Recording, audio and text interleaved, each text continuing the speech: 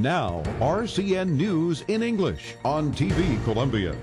You are looking at the arrival on Sunday of former hostages General Luis Mendieta, Coronel Enrique Murillo, Army Sergeant Arbey Delgado, and Colonel William Donato to the Catam Airport in Bogota. Hello and welcome. I'm Rosa Gomez reporting from the RCN News studio in Bogota. And I'm Natalia, Ulloa. The images you just saw are the happy ending to more than 4,000 days in captivity in Colombia's jungle. Thanks to an operation that was planned since March and that was performed by the National Army, the 4 hostages recovered their freedom.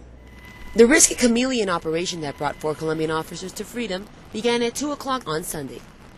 The Special Army Forces climbed down into the jungle with the mission to secure the perimeter for the other 300 soldiers that would join them in the rescue operation.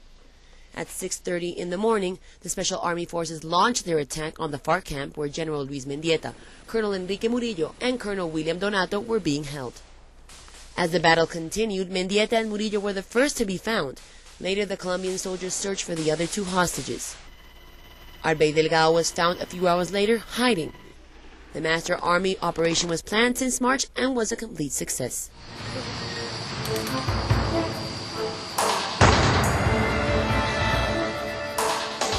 At 9:34, Black Hawk helicopters that were bringing the 4 Colombian Public Forces officials could be seen in the horizon of San José del Guaviare. The aircrafts arrived at the Jorge Enrique González Airport, where the former hostages were anxiously awaited.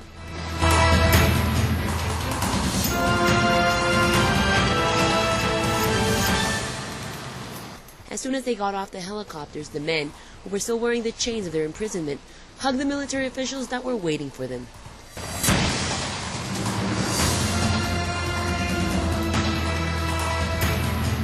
"50 minutes later, at 10:30 a.m., the men landed at the Catam Airport and were received with hugs and tears of joy.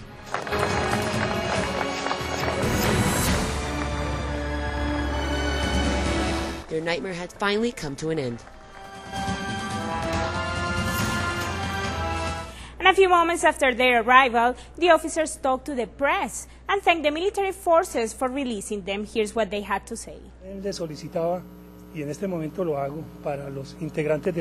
I asked to the members of the FARC for all of those hostages who don't have access to a radio, please give them one. It is so important for prisoners to listen to the radio in order to stay informed and know what's going on in the country. Of course, I need to thank President Uribe, Minister of Defense, Generals Padilla, González, Oscar Naranjo, and all the police members who participated in this operation. And of course, my family that was always there for me. All of us that were there during the shootout escaped among the bullets. 2 of us got out, and 12 stayed at the camp. Thank God nothing happened to the colonel. And later we ran for our lives toward the river, and as soon as we heard the helicopters, we returned. Today is a great day for our national armed forces. A long time ago, I used to think that the Colombian army was among the best in the world, but now I can assure that it is the best, indisputably.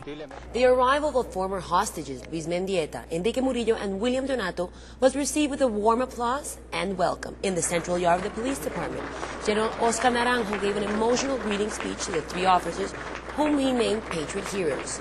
General Naranjo also gave them the keys to their fiscal homes and brand new cell phones. The welcome ceremony ended with a celebration in honor of General Mendieta's 53rd birthday. And Sergeant Arbey Delgado remains in the military hospital in Bogota. The officer arrived at the medical center joined by his family. In the facility, he met with hospital's board of directors who welcomed him back to freedom. Sergeant Delgado is currently undergoing several physical and psychological examinations. According to a specialist on his case, the diagnosis can take up to a week.